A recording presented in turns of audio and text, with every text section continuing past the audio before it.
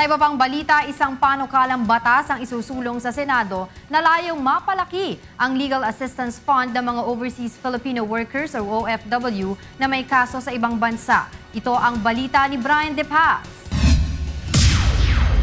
Sa Senate Bill 2739 ni Senador Miriam Santiago, maglalaan ng pondo para sa legal assistance ng mga overseas Filipino worker na may kaso sa abroad, lalo na ang mga nahaharap sa life imprisonment o death penalty.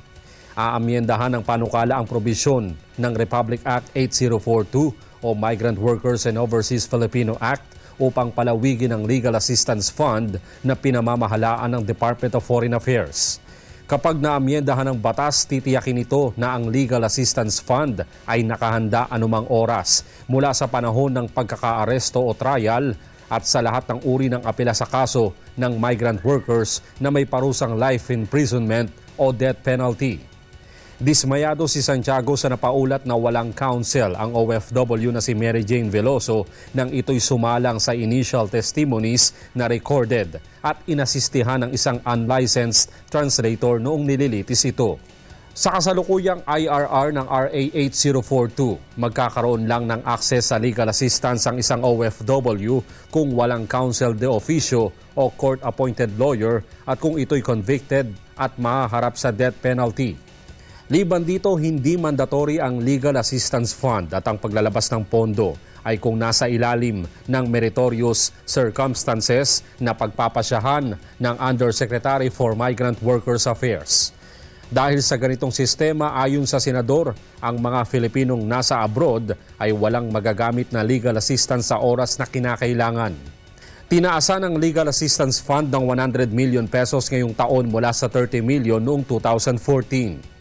Subalit ayon kay Santiago, sa veto message ng Malacanang, ito'y inilagay sa ilalim ng appropriations approved para sa conditional implementation dahil sa kakulangan ng pondo para dito. Maging ang ilang kongresista ay naniniwalang kulang ang Legal Assistance Fund ng mga OFW.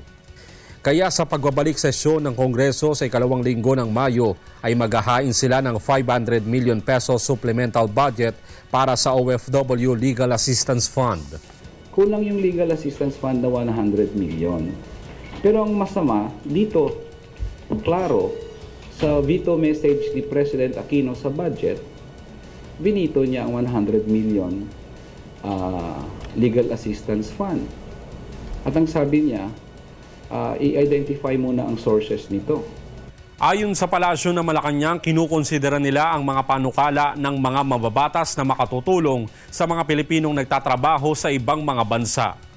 Kinikilala po natin yung kahalagahan ng pagbibigay ng sapat na suporta sa humigit kumulang 10 milyong Pilipinong naninirahan at nagtatrabaho sa ibang bansa.